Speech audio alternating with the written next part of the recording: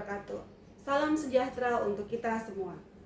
Perkenalkan, nama saya Suhartiwi SPD MPD. Saya salah satu dosen dari program studi Pendidikan Jasmani, Kesehatan dan Rekreasi Fakultas Keguruan dan Ilmu Pendidikan Universitas Halu Oleo.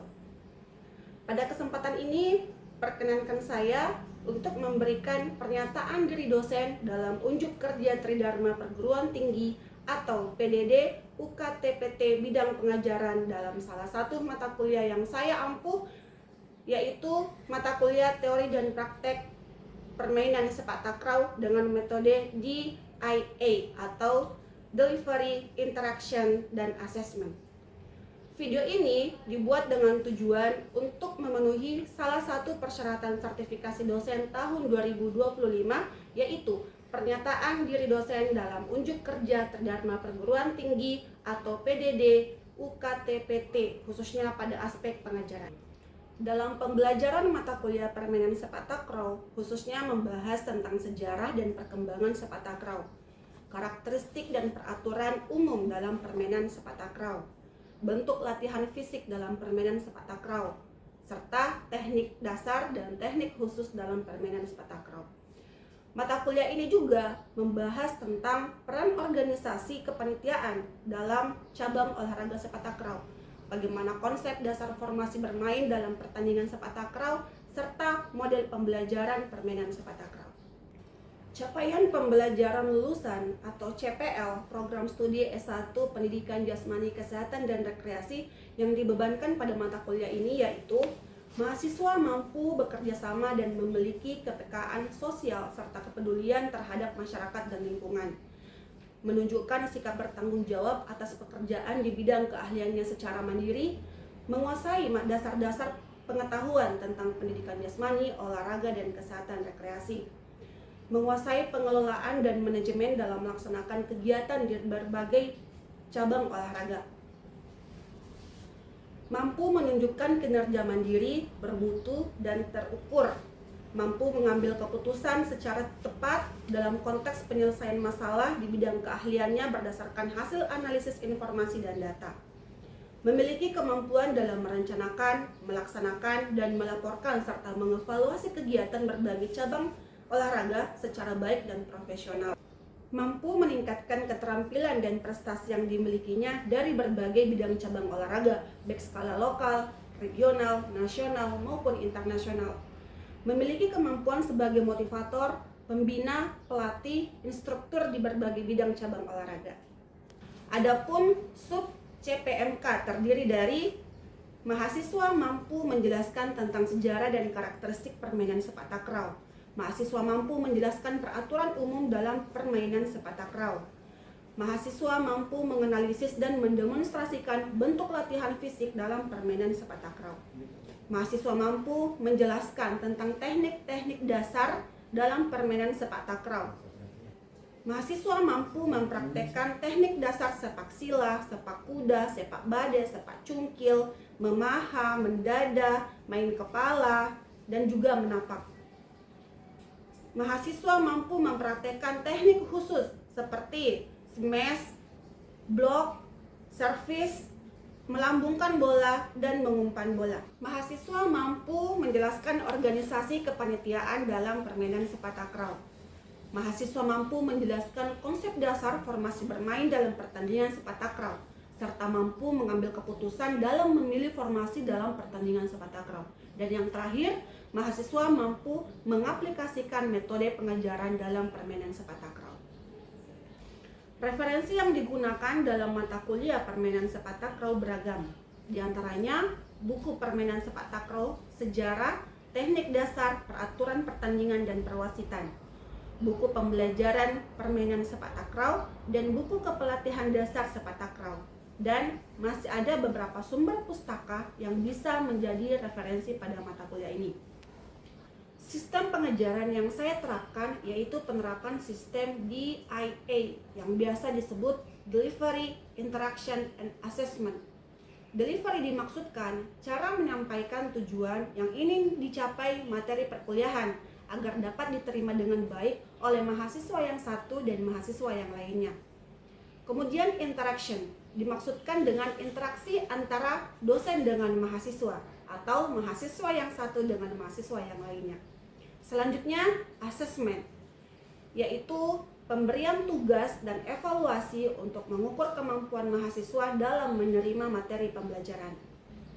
Strategi yang saya gunakan dalam menyampaikan materi dalam perkuliahan yaitu menjelaskan dan mendemonstrasikan langsung gerakan teknik dasar maupun teknik khusus dalam pembelajaran permainan sepak takraw.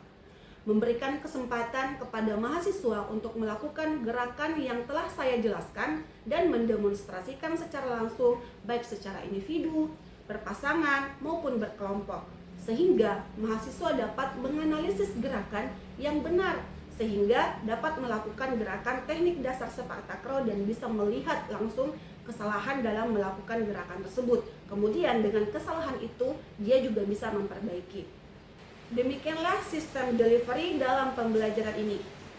Berikutnya, sistem interaction dalam pembelajaran ini yaitu bagaimana saya berinteraksi dengan mahasiswa secara langsung selama proses pembelajaran untuk mencapai capaian pembelajaran. Di mana sistem pembelajaran dalam proses pembelajaran yang saya gunakan adalah Student Centered Learning atau SCL, di mana pembelajaran ini menempatkan mahasiswa sebagai peserta didik atau subjek sehingga akan mengembangkan minat agar lebih aktif, lebih kreatif, dan lebih inovatif. Sistem SCL ini terdiri dari pembelajaran interaktif, diskusi, dan pembelajaran kooperatif yang melibatkan mahasiswa dalam bentuk setiap praktek dalam setiap project based learning. Adapun platform yang saya gunakan dalam sistem pembelajaran yaitu teori menggunakan tatap muka dan Google Form untuk tugas teori, serta untuk pembelajaran praktek dilakukan secara tatap muka dan berinteraksi langsung dengan mahasiswa dalam proses pembelajaran yang saya lakukan. Kemudian teknik assessment. Dalam teknik ini saya menilai mahasiswa secara objektif sesuai dengan kemampuan mahasiswa itu sendiri. Sementara untuk poin-poin penilaian yang saya sampaikan sebelumnya dimulai dengan proses perkuliahan atau di pertemuan perdana. Kemudian hasil asesmen yang saya lakukan dengan harapan bahwa mahasiswa dapat mengetahui proses asesmen saya secara objektif, sehingga mahasiswa dipastikan mereka mengetahui lebih awal dan diharapkan agar lebih bisa membuat strategi sehingga dalam perkuliahan mereka bisa berjalan lancar dan mendapatkan nilai yang memuaskan. Adapun skema penelitian yang saya terapkan yaitu nilai tugas 20%, nilai ujian tengah semester 30%, dan ujian akhir semester 50%. Demikianlah pemaparan 3 aspek dalam proses pembelajaran yang saya lakukan yang terdiri dari aspek delivery, interaction, dan assessment.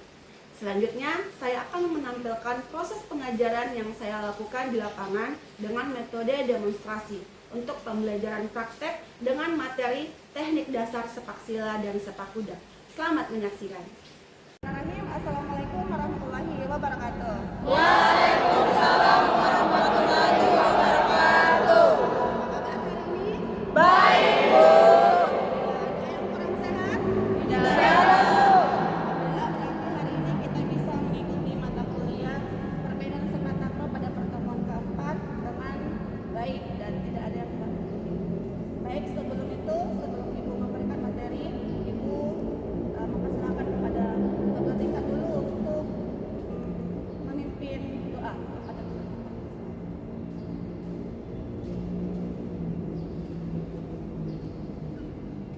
Baik teman-teman, sebelum kita memulai kegiatan pada siang hari ini, mari kita berdoa. Berdoa mulai.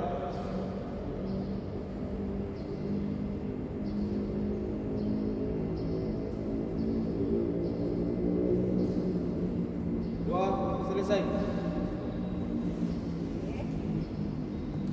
Oke, selanjutnya saya akan mengabsen yang hadir pada hari ini yaitu M. Aldion, Ilham Maulana,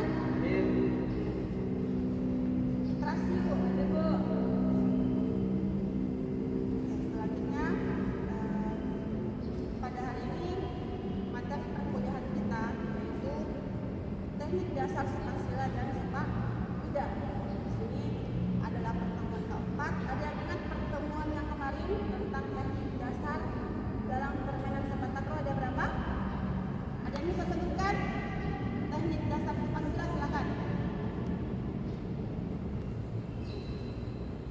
silakan.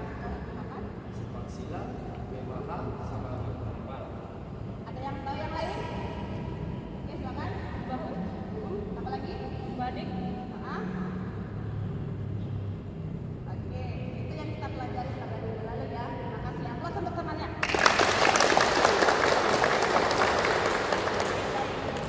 Kemudian pada hari ini materinya adalah sepak sila dan sepak kuda. Yang akan kita pelajari itu apa sih pentingnya dari sepak sila? Sepak sila adalah teknik dasar yang paling penting dan paling pokok untuk permainan sepak takraw. Karena sepak takraw itu membutuhkan teknik-teknik dasar dan teknik sepak sila juga itu bisa digunakan bukan cuma mengumpan, bukan cuma bertahan, tapi juga untuk apa? Servis bawah bagi sepak sila ya. Oke, baik. Untuk sepak kuda itu menggunakan punggung kaki atau biasa dikatakan dengan punggung kaki. Kira-kira kalau dalam permainan sepak takraw punggung kaki itu berguna untuk apa? Untuk smash gitu. Tapi kalau sepak kuda berfungsi untuk apa? Kalau kita sepak kuda, menyuntil bola. Oke, baik, paham ya? Untuk materi selanjutnya saya akan menjelaskan ketika kita selesai pemanasan. Baik, selanjutnya saya berikan kesempatan kepada Dr. Tingkat untuk memperkenalkannya untuk pemanasan selesai.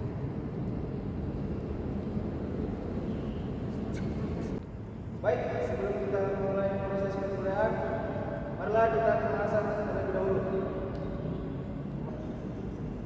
Seluruhnya siap mulai.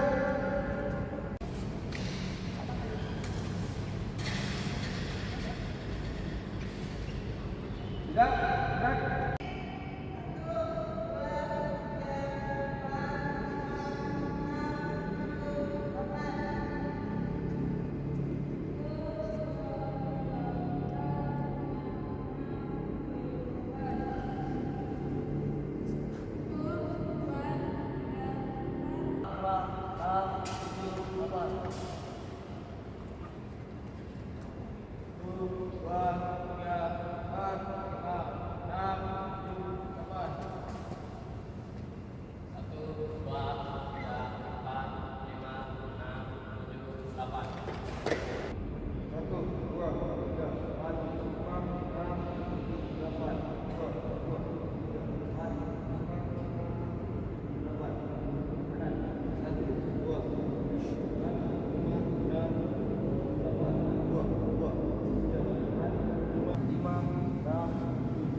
Balas 2, 3, 4, 5, 6, 7, 8.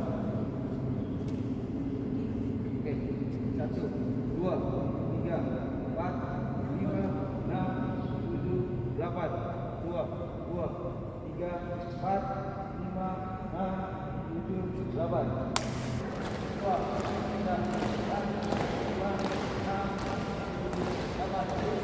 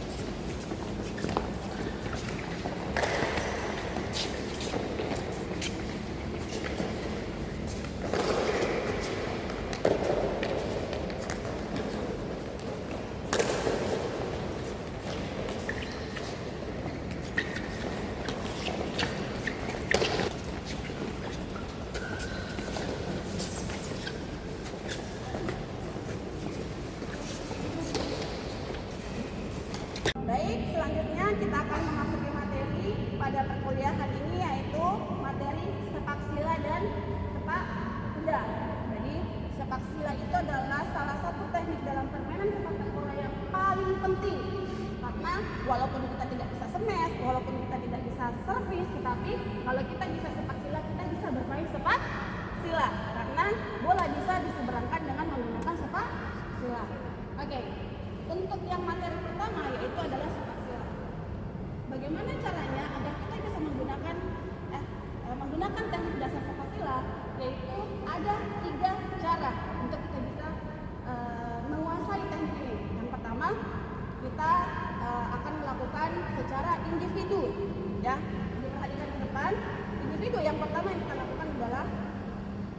pegang bola ke depan, kemudian kita sentuhkan kaki kita ke bola.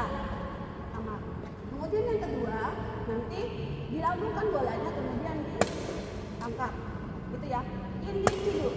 Kemudian yang ketiga, kita akan melawan dengan tembok. Itu yang sepak silat. Kemudian untuk yang sepak kuda juga sama. Untuk individunya itu menggunakan punggung kaki. Jadi satu-satu dulu. Satu kanan, kemudian satu kiri. Nah, berpasangan sama, dilambungkan kemudian kita cungkir. Itu yang individu. Kalau yang berpasangan, kita berpasangan berdua, bukan bertiga, berdua. Pasangan itu cuma dua, ya, berdua. Nanti berpasangan berdua sampai berempat. Kemudian yang terakhir itu berkelompok. Berkelompok berarti kalau berkelompok itu lebih dari dua, bisa tiga, bisa empat. Paham? Kalau begitu saya akan mempraktekkan atau mendemonstrasikan bagaimana melakukan sepak sila yang baik.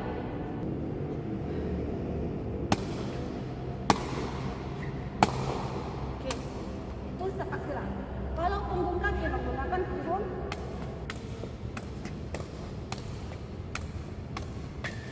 Oke, bisa dilihat? Oke, selanjutnya mari kita coba untuk individu pertama. Silakan diambil bolanya satu-satu.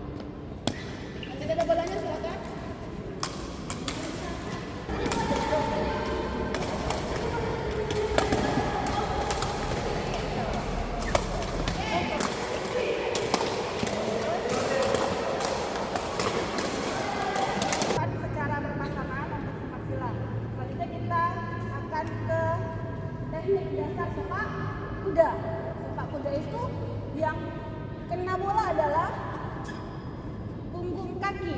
Jadi yang kena itu adalah punggung kaki.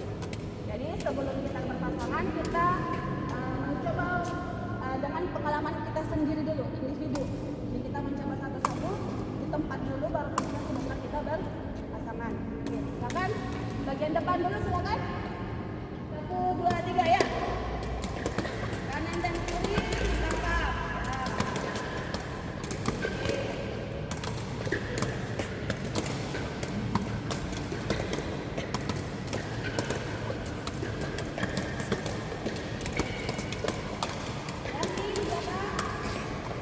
Ini hanya untuk membuat kita mencoba perkenaan kakinya. Silakan mulai.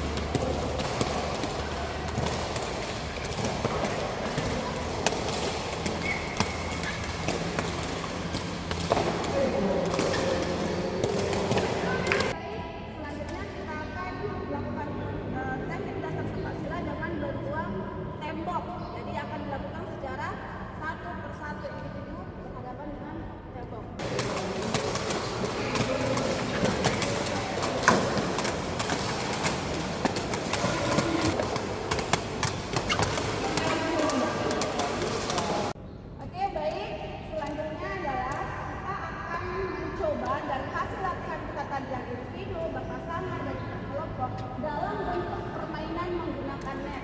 Ya, jadi silakan sebentar bergantian dalam satu rumput itu terdiri dari 3. Jadi ada yang aduk kanan dengan servis dengan satunya itu menggunakan kaki bagian dalam, satunya menggunakan sepak silat. Kemudian untuk penyeberangan bolanya juga menggunakan sepak silat dan punggung kain. Oke, paham? Oke, baik, silakan dengan dan bergantian 3 orang sebelah sana sampai ke 4 lapangan. Ya, silakan.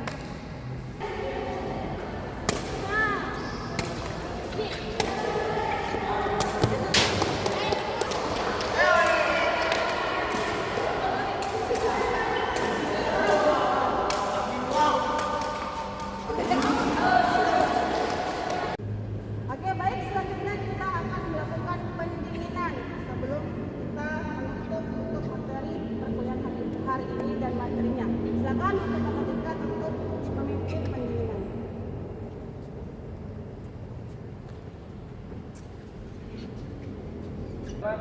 Kita melakukan gerakan koridor, ikuti gerakan saya. Silakan, tangannya di atas. Oke, kemudian kita jalan. Oke.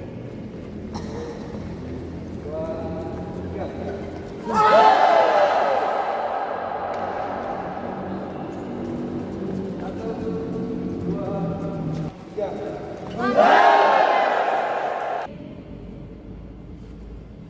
Kemudian pinggangnya.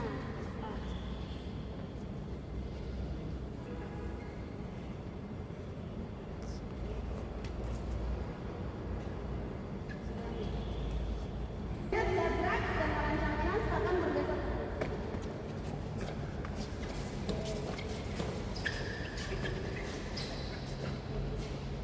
Oke, kita sudah ada pada akhir perkuliahan, di mana tadi kita melakukan apa? Ada yang ingat?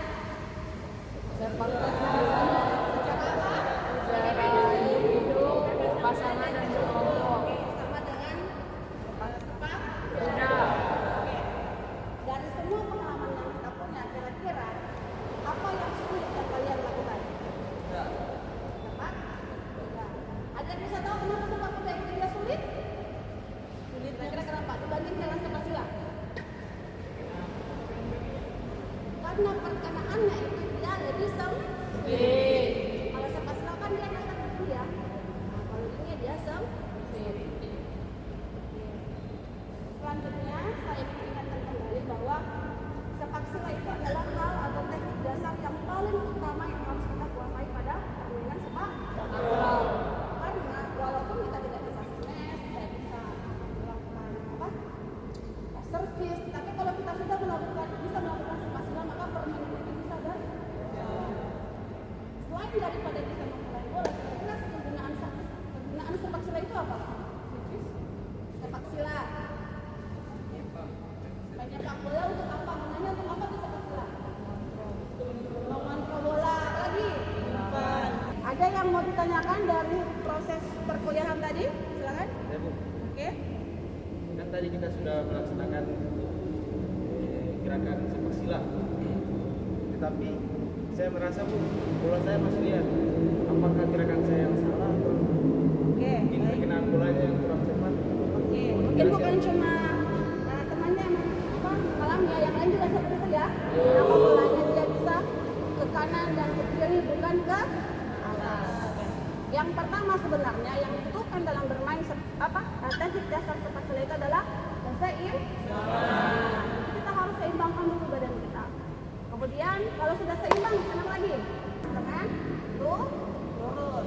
Yang kena adalah kaki bagian bukan ujung kaki bagian dan kaki kita diangkat ke atas sejajar dengan lutut supaya kita bisa seimbang.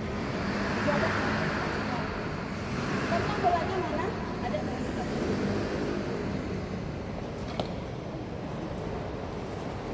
Oke, contohnya seperti ini. Ini biasanya memang kalau di awal kita biasanya lari gitu ya. Nah, coba kalau ibu seimbang, tidak terlalu jauh. Selain daripada seimbang, selain dari perkenaan bola, apa yang harus kita perhatikan dalam sepak silat kira-kira? Tempo atau timingnya.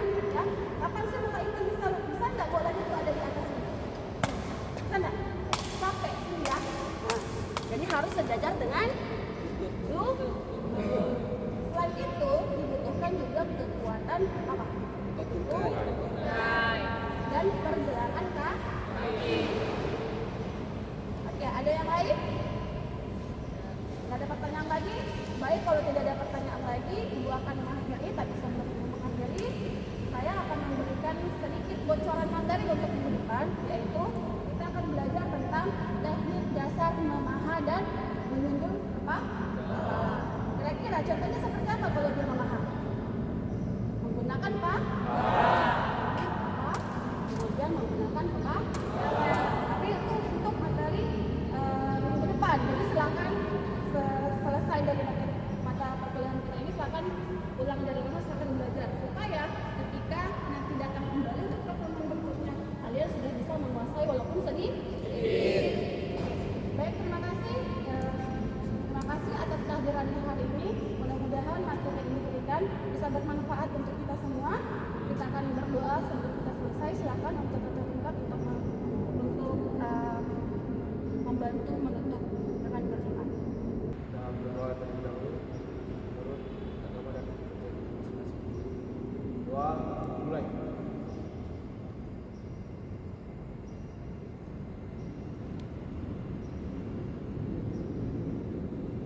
Doa selesai. Oke, baik, terima kasih. Sampai bertemu minggu depan. Assalamualaikum warahmatullahi wabarakatuh.